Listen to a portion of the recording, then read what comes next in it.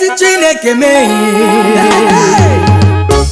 Amara Chukwu ezuworo me ebere Chukwu ezuworo me ọmịiko Chukwu ezuworo me udo na ọṅụ ezuworo me ịdị mma ya ezuworo me ike Chukwu ezuworo me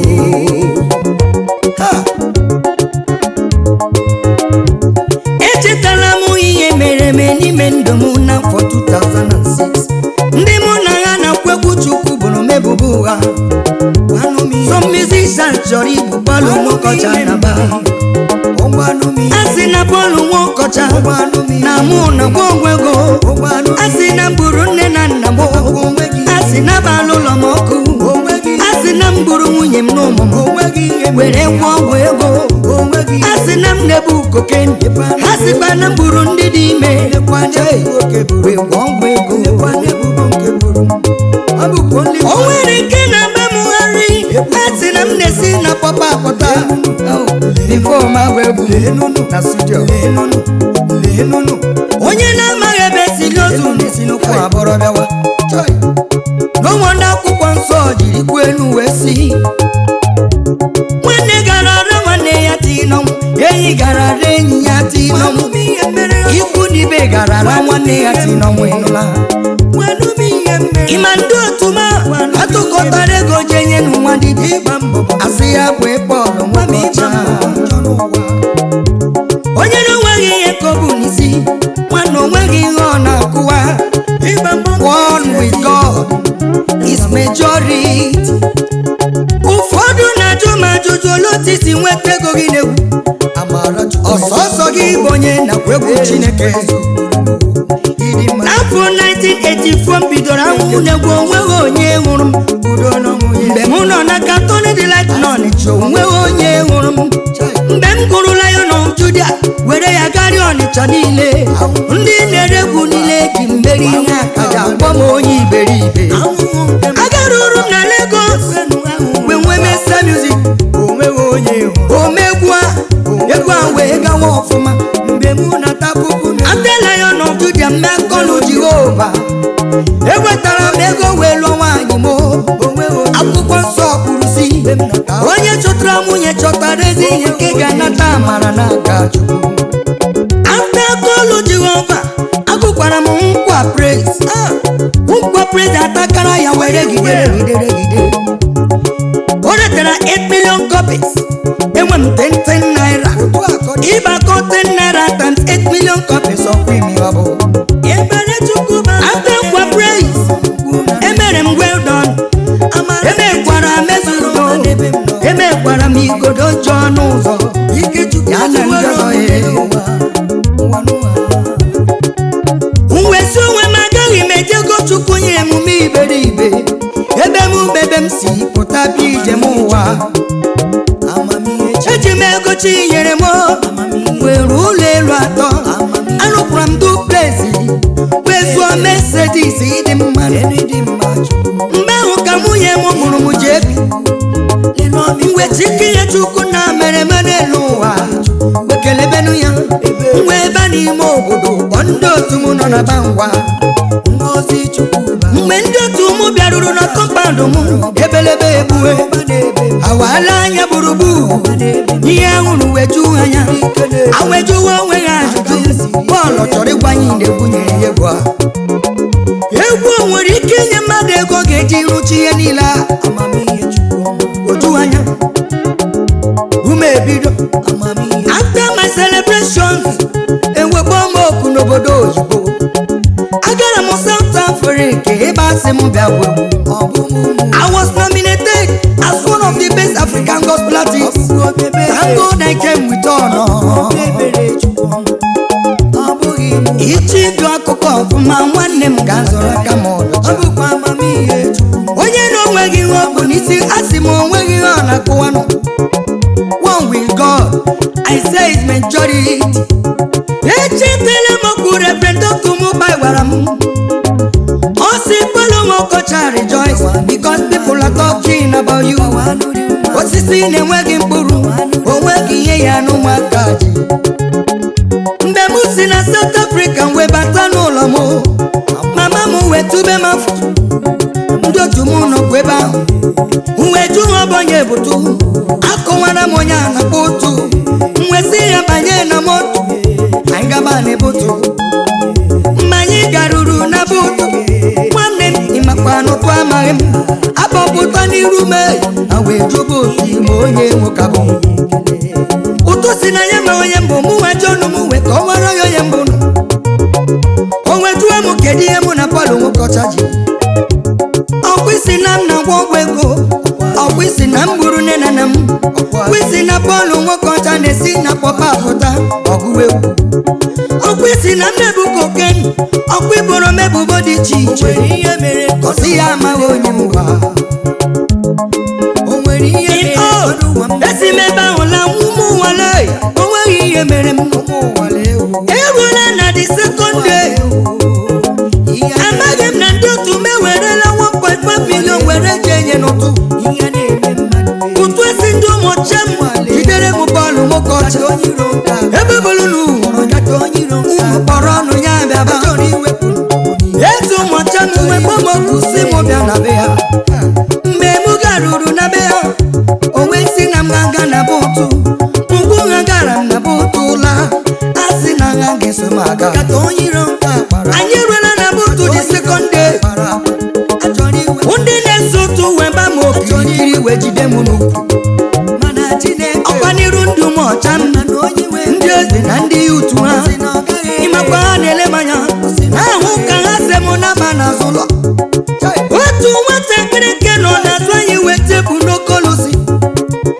ọ bụrụ na Paul Nwokocha soro ndị aba ọ gaghị apụta Paul Nwokocha soro ndị aga n'azụ ụlọ ọ gaghị apụta mgbe m nụrụ nke a m wechiri aka m abụọ elu ekwuoro Chukwu kere m akwa n'elu ụwa o nwere otu egwu si m nọ n'ụpụtanụ ọ bụ onye ga-ekwuru mmanụ m n'ụwa onye ga-akwụwa aka m ụdọ onye ga-ekwuru mmanụ onye ga-akwụ ụwa aka m ụdọcha otu ntabi ya otu nwoke tebụ n'okolu ọsọ ụtụ imetụ ya ka aga m agwụwa ihe ọjị na-eme ọsọ ụtụ imetụ ya aga m akọwara ụwa ihe ị na-eme o weta ọrịa dị kraụ o wesi ya aka dị ọcha o weta ọnụ otu dị kraụ o gwaghasị aka Paul dị ọcha maka na ụtụ anara lego o wee chigbu onye aka ya dị ọcha bikosi ụtụ anara lego o wee chigbu onye aka ya dị ọcha ọsị ya agaghị adị ndụ amaghị m na ya egwuchala ili ma ọ n'azụ ụlọ ịmakwa amaghị m na ha wujuola ya mmiri n'azụ ụlọ echiche obi ya gbagwo emume ahụ ebuo n'umenu Chukwu mmanụ echiche obi mgbewa asị m onye na-enweghị ihe o mere onweghị ihe na-eme ya aka Chineke aka m dụcha n'ụwa Amara Chukwu Amara Chukwu ezuworo m ebere Chukwu ebere Jehova ebere Chukwu ezuworo m ịdị mma ya ezuworo m idukwu ya ezuworo m udo n'ọṅụ ya ezuworo m ọmịiko ya ezuworo m ọnụ anabara Chukwu mba ụmụ ụwa anabara Chukwu mba ikuku amara ya ka Chukwu bụ ajụjụ Chukwu jụrụ m Paul ikuku na mmanụ ọnya mbanụ oya listen ụfọdụ na-ele ụlọ anya ha si n'ụlọ ebuka anụ see do you know it takes nothing more than determination to build a house? Imana some musicians had made more than enough to build a house, but they could not because of the kind of lifestyle they choose to live. Oh, shout hallelujah! Hey, see, do you know there is no impossibility in this life? Hey, your ignorance is your impossibility. There is no mountain anywhere. Your ignorance is your mountain. Oh yes, can you help me shout hallelujah? You will build your own house. You will marry your own wife, and you will have your children. Car is nothing. Hey, only determination. When you determine to do whatever you want to do in this life, you do it accurately. Yes, allow anything to distract him until he made it to his final destination. Oh yes, this is what we are talking about. Okay, listen. Do you know there was a time my parents were so poor that we were using pap chaff as food? This pap chaff comes out of Agha M. In my ear, the chaff that comes out of Agha M, that was what we were using as food. One day I remember my mom sent me to this Mama Mercy in Abokri, Abeba. The woman waited for me, she did not see me, and dumped the whole pap chaff in a dustbin.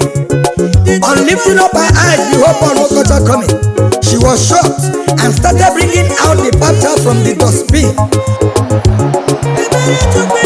When she handed it over to me, there was some ashes on top of the pap chaff.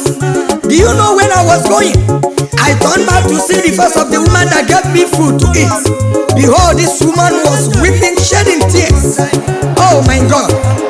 Do you know my mother would send me to the farm to look for palm fruits? I would go there. If I didn't see enough on the ground, I would have to look for a big stone to hit on the palm tree.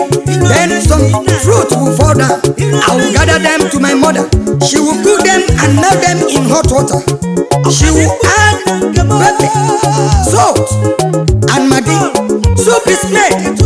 Then you squeeze the pap chaff, drop them one by one, and take a little portion of the oil in your mouth and carry the bowl of pap chaff into your mouth. Swallow it immediately. If you don't swallow it immediately, it will melt in your mouth. That was how sorrowful our life was. But today, as I am talking to you, the Lord has changed the story. I said the story is changed. As I'm talking to you, I am proud to be a gospel musician. I am proud to be a Christian, and I am proud to be a born again. As I'm talking to you, I have about 7 good houses. It is the Lord's doing. I have a street in Aba.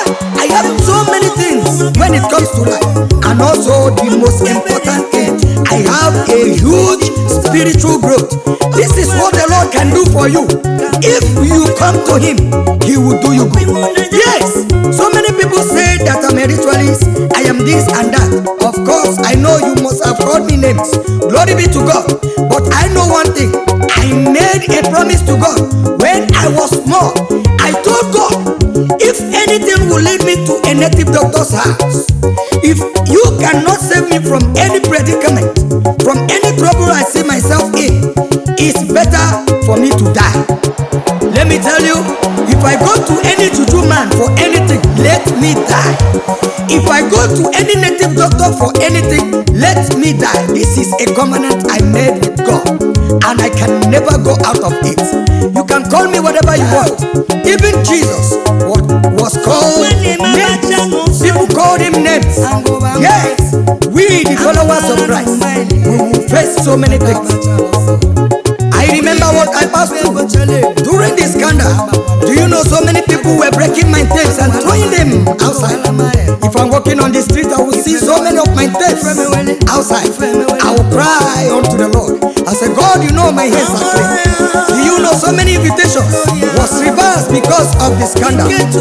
Yes, brothers, sisters, so many people ran away from me. When I look up and down, by my right, by my left, I saw nobody. And God gave me a song that says, there is something that makes me come into your presence, my helper.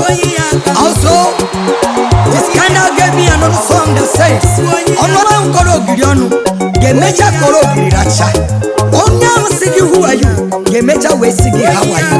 Those that ask you who are you will later ask you how are you in Jesus' name. See, after the whole rumor, after the scandal, praise and well wishers, brothers and sisters, everybody came back to me. I looked all around me. I saw the brightness and the presence of God back to me. Oh my God, I composed another song that said,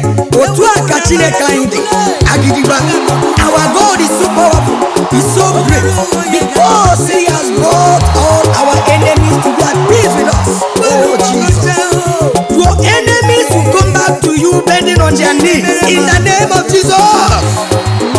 People that make mockery of you will call you good names in the name of Jesus. this gospel of our Lord Jesus Christ. I started this music ministration in the year 1984, and I'm pleased to tell you that you are listening to my 55th album. I mean my personal album. Yes, to the glory of the Lord. I have international and national and local awards to the glory of our Lord Jesus. Can you shout hallelujah?